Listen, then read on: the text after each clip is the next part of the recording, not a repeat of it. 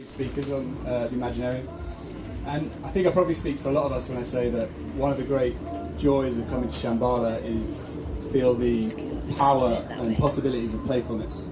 And I'm delighted to say that our next speaker has been thinking about these kind of issues from a really interesting perspective. So Rob Cobbold is a philosopher, a climate entrepreneur and a Sufi, and his work revolves around the question of how we can live more meaningful lives, how we can kind of shift our consciousness individually and collectively, including through the power of play and games and gamification. So Rob's going to speak to these questions for about 20 minutes, and then we'll have around 10 minutes for questions. So take a note of anything you find particularly interesting and want to ask him about. And without further ado, we give a warm welcome to Rob.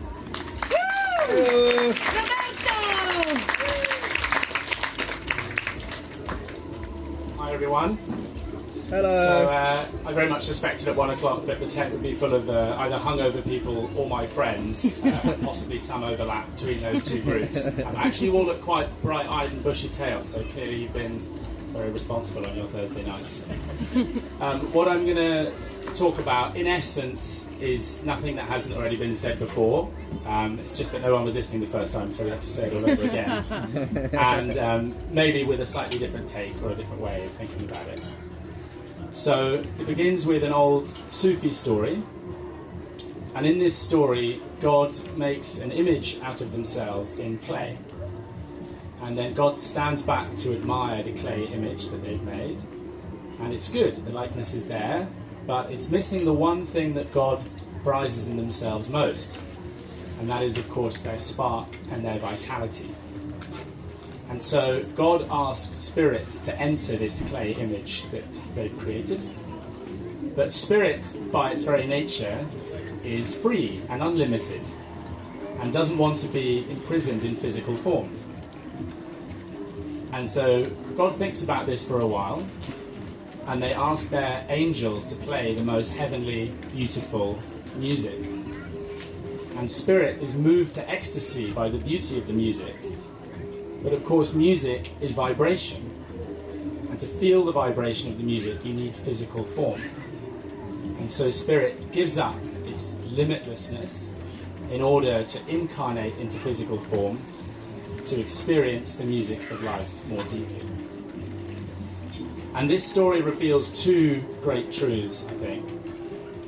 One is that our true nature is to be free and unlimited, and essentially one with the divine. And that the suffering of life is that we long for that freedom that we have given up. But the second truth is that that sacrifice is worth it in order to feel the beat of the bass in your heart, and the touch of someone that you love, and the taste of strawberries. So, God is essentially in this physical universe deciding to play a great infinite game. And I use the word game very specifically because actually in that story, what's happening is very similar to what happens when humans play games. You think about playing a game like chess or volleyball, whatever it might be. The first thing that you do is you set yourself some limitations, right? You draw a boundary around where the edge of the pitch is, or the court is, or the chessboard. You set yourself some rules. And the whole fun is to try and operate and play within those limitations. But those are a particular type of game. They're what we call a finite game. They have boundaries and they have rules. And, you can't play chess outside of the chessboard, right? It would cease to be chess. And the point of a finite game is to have fun, obviously, but it's also to beat the other player. They're often what we call zero-sum games, right? You have a winner and a loser, and you can't both win. You might draw, but then you're sharing the spoils. You can't both win. And that's fine, but life, the great cosmic game of life that spirit is playing, is what we know as an infinite game. And an infinite game, the best way I can illustrate the difference is, let's imagine for a moment that you're playing chess with your 8-year-old son. Okay, so I can play a game of chess and I can treat it like a finite game and I can try and beat my son. But if I beat my son every single time at chess, he's not going to want to play with me anymore. And so, have I really won? who's the winner then? So the aim of the infinite game is a bit like playing with your son at chess. The aim of the game is not to beat the other player and to win, but it's for the game to carry on being played. It's to keep the game going.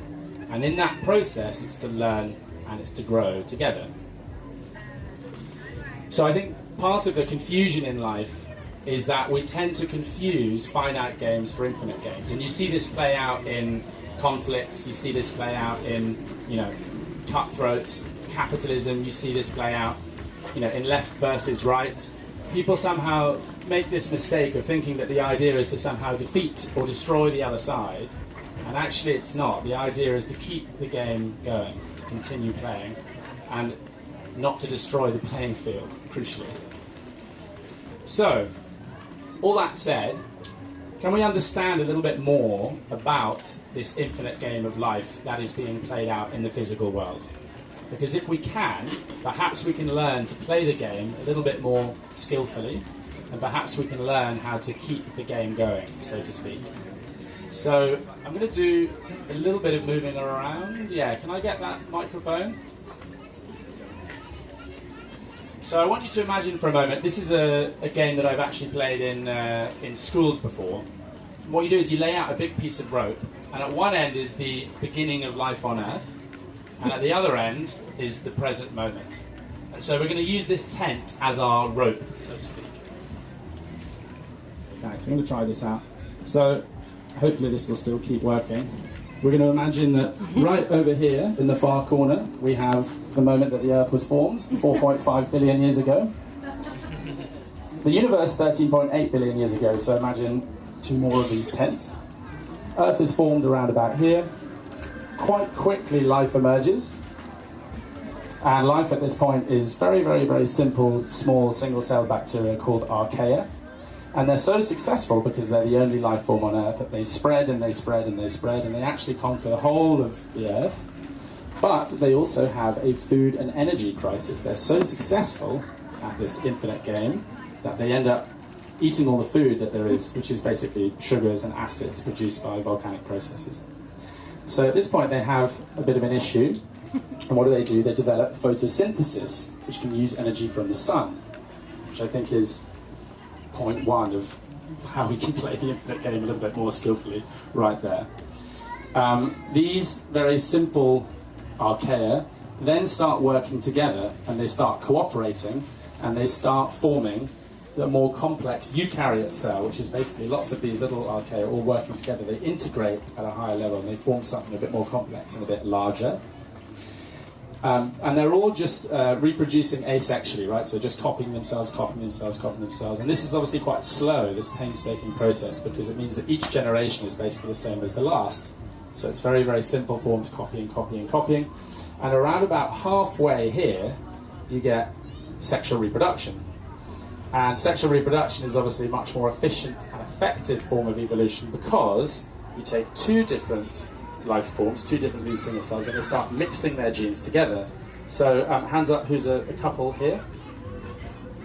Right, you two, very good looking couple. Hopefully, inshallah, one day you will produce a unique individual form of life, which is not just a copy of you or a copy of you, it's actually a unique product of the mixing of both of your genes together. So I've made them both really awkward now. No pressure. But yes, no doubt we'll meet this unique little life form in about 7 years. He'll be sitting right there. And so that's the much more efficient, more effective form of evolution because it produces unique forms. It allows for variation and selection to accelerate because that's what evolution is, it's variation and selection. So then interesting stuff starts to happen. Around about here we get multicellular organisms for the first time. So all of that, single-celled organisms, suddenly we get multicellular organisms. These more complex cells start to cooperate together and they integrate at a high level to form a multicellular organism. So you see there's a pattern here. Small things get together, cooperate, integrate, and then they go on to the next level. And then round about here we get plants, and then we get insects, and then we get fish, and then we get mammals, and the centimetre right at the end, this man and the very lovely mermaid He represents the dawn of humanity, very metaphorically, of course. And even in humanity, so you have the biological process emerging out of the cosmological, biological evolution emerging out of cosmological evolution, and then you get cultural evolution emerging out of biological evolution. And humans repeat this same pattern. You know, we go from small bands to tribes to city-states to nation-states, and now we're obviously on the verge of some form, at least, of global cooperation. And all these problems that we're experiencing as a species, you know, climate change, inequality, these are all driven by a lack of global cooperation. So there's that pressure to unite again at a higher level. Okay, so why have I gone on this quite long digression? Because I think some interesting patterns emerge out of this. All right, I'll just stick with this. Some interesting patterns emerge out of this that can teach us how to play this game a bit more skillfully. So one pattern is, of course, cooperation, right? Despite what you've been taught in school, that, you know, evolution is this horrible, vicious process of fighting to the death. Actually, no, competition does, of course, play a vital role, but actually it's cooperation which really defines the trajectory of evolution. In The Descent of Man, Darwin mentions survival of the fittest twice. He mentions love or cooperation 95 times. Okay? So that in itself is an important teaching, and it's obviously very instructive for where we are right now as a species, right? Second pattern or second trajectory is creativity. Cosmological evolution, those two tents just to the side, you know, very, very slow, painstaking process, right? Biological evolution emerges out of that. It's a much more creative process. It sort of breaks out of some of those limitations of the physical world. And then, indeed, biological evolution gets turbocharged by sexual reproduction. It gets faster, it accelerates. Essentially, evolution gets better at evolving as it goes. And of course, humans are the master evolvers. We're the most adaptable species on planet Earth. We can adapt in the blink of an eye. We have cultural evolution. So in cultural evolution, we developed flight in a few thousand years. It took biological evolution billions of years to achieve the same thing, right? And of course, not always using that power very wisely, but nonetheless, that is our amazing gift as a species, that we're uniquely creative and uniquely adaptable. Survival of the most adaptable, far truer to the whole of evolutionary data than survival of the fittest. And the third trajectory that I think is important is transcendence, is to note that we are continually breaking, and I say we because we are this process. This process is happening in and through us. It's not something we're just spectating. We emerged out of it. We are, in some senses, it. Is continually breaking free of its limitations. And, you know, you can think about this in a few ways. Just thermodynamically, the second law of thermodynamics is always breaking free of that in many, many ways. Or just even think about gravity, for example, right? Single-cell organism stuck to the ground. Earthworms go up and down. Birds fly, and we go all the way to the moon, right? We're always breaking free of our limitations in important ways as this process continues. Okay, so cooperation, creativity, and transcendence, these are kind of ways or patterns or ways of thinking about something which actually defines the entire process, right? That entire process from a cloud of hydrogen gas to rose bushes, giraffes, and humans, as cosmologist Brian Swim puts it. So the question then, how can we start to play this infinite game a little bit more skillfully? Well, that's our clue, right? Those three things, cooperation, creativity, and transcendence, they are our guide. They are our compass for steering the evolutionary process with a little bit more skill and having a little bit fewer crashes. We are, evolution, become conscious of itself. For the first time, we can sit here, or stand here, and we can take in that entire process. We can look at it, we can understand it, and we can realize that it's not just something that's happening out there. This is happening through us every single day in the choices that we make. Right? Remember, I'm not just talking about biological evolution, I'm talking about cultural evolution. Terence McKenna, the cosmonaut, astronaut, the guy who took a load of stuff in Psychonaut, thanks man. Actually pro in the back there. He said, launch your meme boldly and see if it will replicate. Right? The choices that you make, the things that you put out into the world, that cultural evolution is every bit a part of that process, as is biological and cosmological evolution. It emerged out of it. So the choices that you make, the things that you create, the civilizations that we build, the ways that we coordinate, you know, these are part of that entire process. And because we are now conscious of this. We are evolution, become conscious of itself. That gives us this unique capacity to start steering the process in that, using those three trajectories as a guide. And the way I like to think about this, or a metaphor I sometimes use, is think about like a rat in the middle of an experiment, right? Rat's running along, they've no doubt fed it some awful substance to see what it'll do. You know, is it going to run down this door, or is it going to eat that bit of cheese? But what if the rat suddenly realizes that it's in an experiment? Now the rat can decide the outcome. It can decide, I'm going to run through that door, or I'm going to eat that bit of cheese. And it can actually start to decide the outcome. That is kind of analogous in some way to this capacity that we now have for conscious evolution.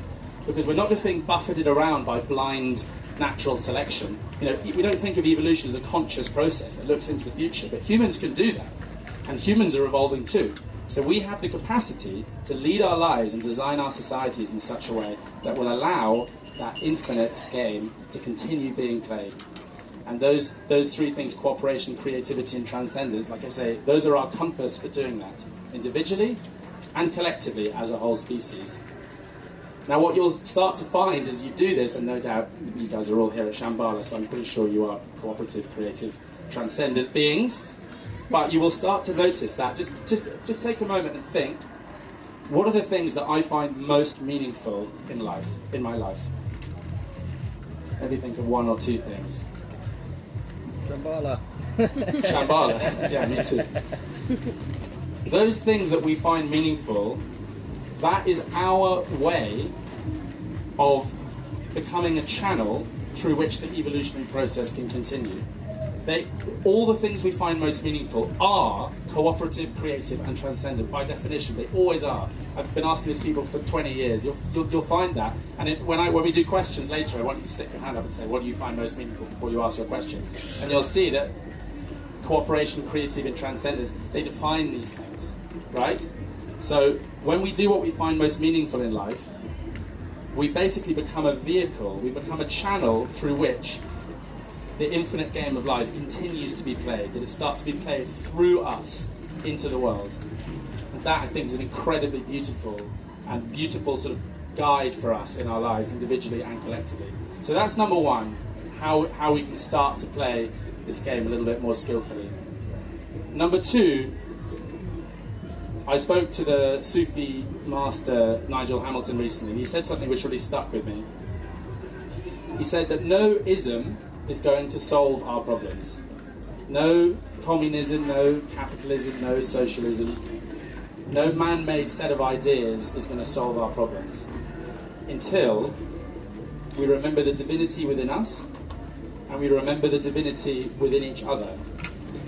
And we remember that when all is said and done, all we are is that one indivisible spirit playing a great, big, beautiful, infinite game of life in order to learn and discover and to grow. The Sufi, another Sufi, Piazir Inayat Khan, I'm going to leave you with a quote of his. He says, from time to time, we need to ask ourselves some questions. Where have we been? Where are we now? And in which direction are we going? And the question, perhaps, is more important than any answer. To keep the question alive. To keep witnessing, experiencing. Not to fall asleep on the journey. And these questions are important not only for us as individuals, but for our species to ask itself. How far have we come? Where are we now? What is the situation here on Earth? And what is the path forward? If we do not ask ourselves these questions, yes, grace still reaches us, but we have lost the opportunity to participate consciously in the destiny of the planet. To ride the crest of the wave of God's self-discovery. To take part in the awakening of the very fabric of the earth. Thank you very much.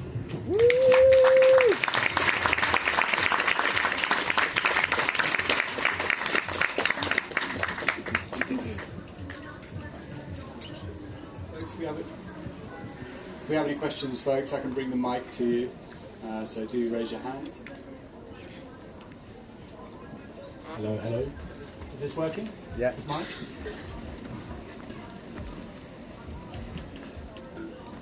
Those were inspiring.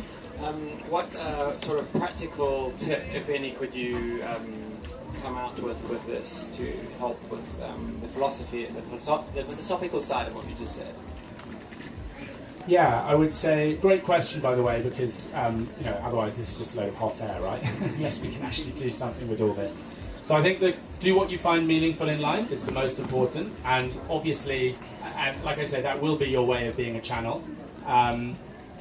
Obviously, the modern economy not always that set up for us to do what we find meaningful, and then the question becomes how can we organise ourselves better so we have more capacity and space to pursue what we find meaningful, which is a big old question. But that's number one. And I think number two is find some form of spiritual practice that suits you. I'm a practicing Sufi.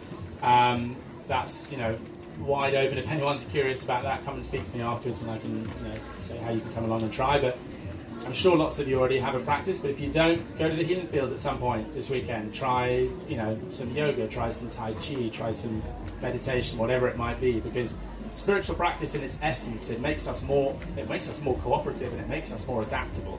It literally does. It makes you more adaptable as an individual. So you literally become a better servant of evolution the more awake you are.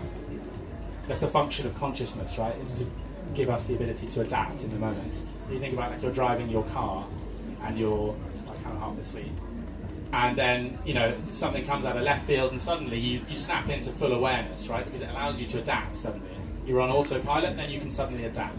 So that's what consciousness is. It allows us to be more adaptable and more loving, of course. So, yeah, spiritual practice, I think, is very important for all of us, particularly now.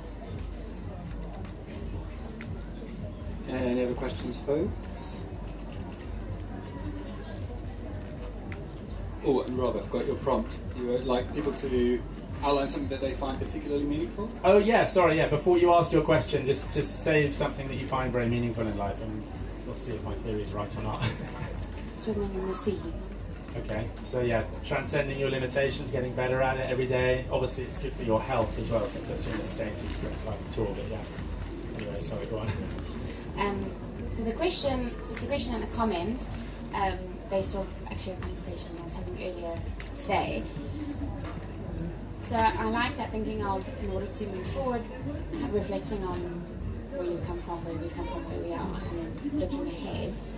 But how do you give any advice or tips for dealing with the challenge of looking ahead, but then, and you said individually or as humanity as one, on where we want to get to, but feeling completely overwhelmed around the steps to get there and actually not knowing at all how you're going to get to that destination of what you want to achieve or what we want to achieve. Well, I think that is particularly hard now because I think there's so much bad news and there's so much good news all at the same time. It's all happening all at once.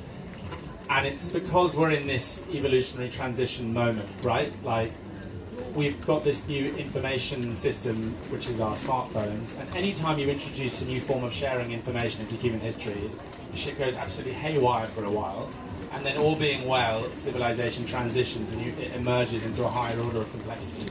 But right now we're in the washing machine, right? So it is overwhelming, just by its nature.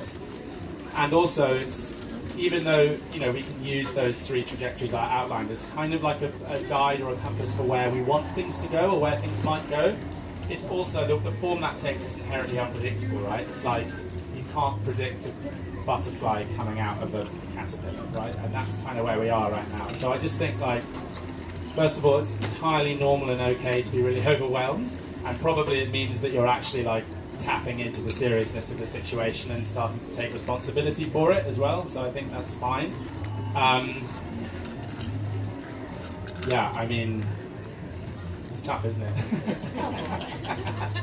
But yeah, I mean, life is tough, life is a struggle, life is suffering, that's why we came here. We came here to, we all chose to come here and experience life, and that we knew that would involve suffering, but we did it because it's worth it, because the experience is worth it, so try and enjoy the experience.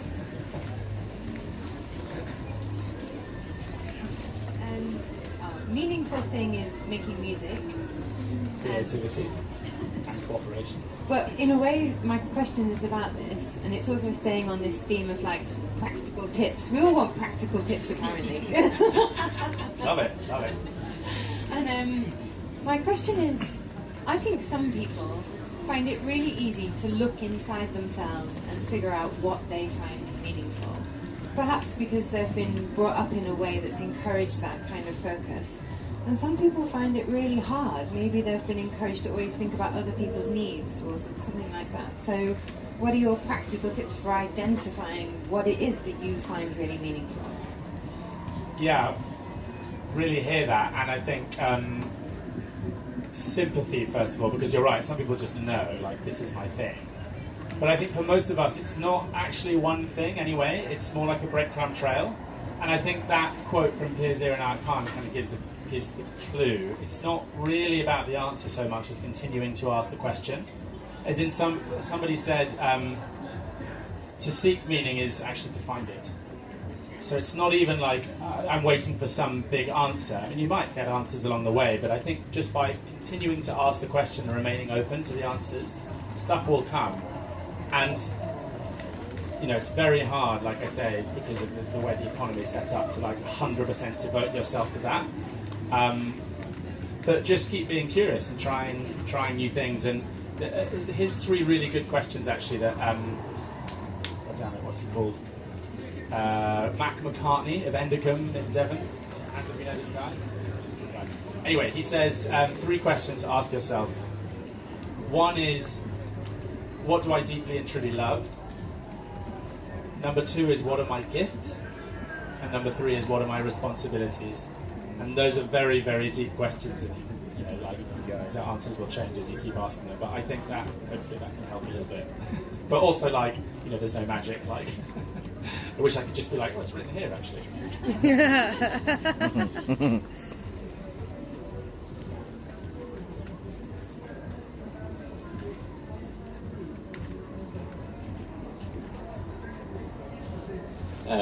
Thanks for the talk. I think my meaningful thing is friendships. I was just wondering if you could say a little bit something about forgiveness and that in relationships, probably for yourself and for others, and how that works with what you've spoken about. Yeah. So I think like there's a lot of pain and hurt behind us as individuals and as a species, right? I mean, that process it involves a lot of dying, actually, evolution. So it's and our species obviously has been basically acting like a child. Oh, we are a child, right? We're still young. So it's like there's a lot of kind of pain and hurt and trauma, and that inevitably finds its way into our relationships too. You know, we're all formed by our parents and they're formed by their parents, and it's not been like an easy ride. So, I mean, the question is sort of how to forgive, how to heal. Yeah, I don't know. Still working it out. Do you want to maybe give a bit more detail, or is it quite personal? It's not. I'll give you a not so serious one. But like, I came here with my friend yesterday. We were play fighting. He kicked me really hard on the leg, and I've got a dead leg, and I can't really dance on it, so I'm really cross with him about it. Yeah. Something on the leg. Back, yeah, that's my nugget of wisdom.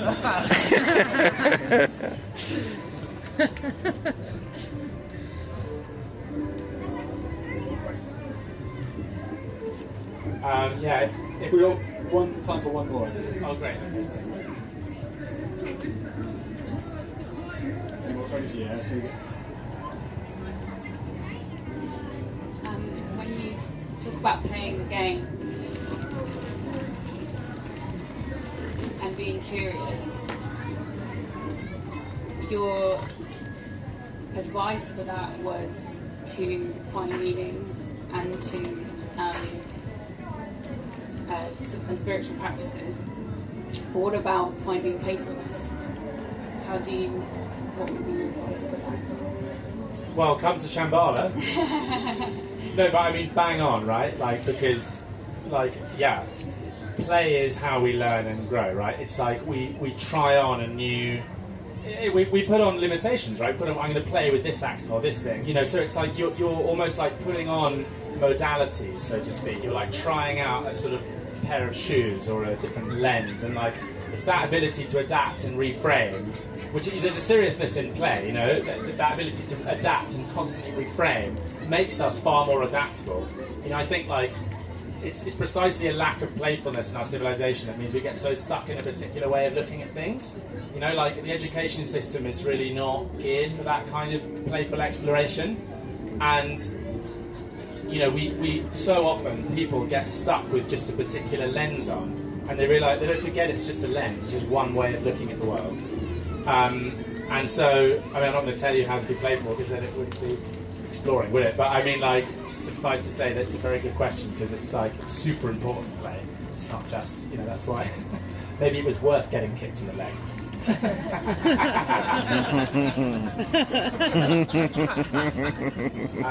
Well, listen, thank you so much, guys, for listening. I really deeply appreciate it. And if anyone's curious and wants to hear like a little bit more about that, A, come speak to me, but B, check out my podcast, which is the Conscious Evolution podcast. It's a black background with a white butterfly on it. You'll see it on Spotify. Or go to consciousevolution.co.uk and you find out a bit more about all that stuff as well. But thank you so much. This has been a massive bucket list item of mine.